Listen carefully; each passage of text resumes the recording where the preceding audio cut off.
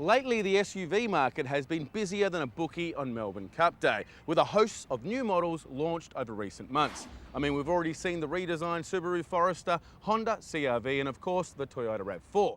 Well, now Mitsubishi have joined the party with the launch of their third generation Outlander. And today, thanks to our motoring partner, GoAuto.com.au, we're going to find out just how this Japanese crossover rates. Unlike the last Outlander, this one's ditched the hard angles and shark-nosed snout for something much softer, smoother and cuddlier, just like me really. Plus it's lighter, sleeker and larger in size. But it's a shame the stylists lost some of the old sporty character in the process. Like all SUVs, the Outlander offers a lofty seating position for commanding views ahead. It's one reason why so many people love driving SUVs. But the Outlander goes one better by making everyone feel instantly at ease from the very beginning, thanks to an airy cabin, big clear dials, excellent ventilation and a perfectly sized steering wheel. Now, one of my favourite things is the Eco Bar. It lights up green when you're driving economically and turns a disapproving shade of red when you're not. Now, this simple piece of technology will actually encourage you to use less fuel. Now, that's got to be good. And quality's improved too. From $28,990, this ES is the least expensive Outlander. But the glossy black trim, classy white instrument lighting and the soft touch dash top all add a bit of pizzazz to what is essentially a family workhorse.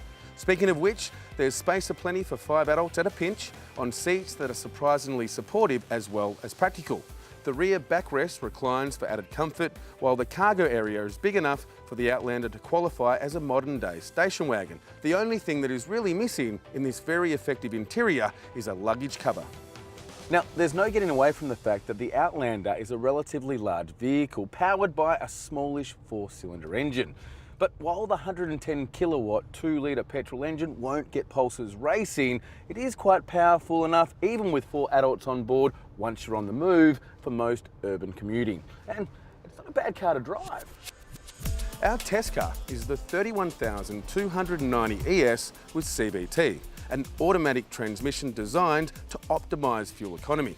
And yes, our 9 litres per 100k average is impressive. But the price you pay is constant droning.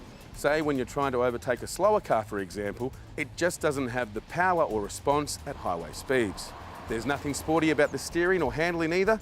Great for tight U-turns around the burbs. It feels a bit too light out in the open road, and the Outlander also leans a lot through the corners. At least the suspension does a fine job soaking up the big bumps. Just like the interior, the ride is engineered for softness. In fact, this is one of the most comfortable SUVs around. Oh, and one more thing, being front-wheel drive, don't even think about leaving the blacktop. Despite its name, the Outlander ain't much of a bush basher.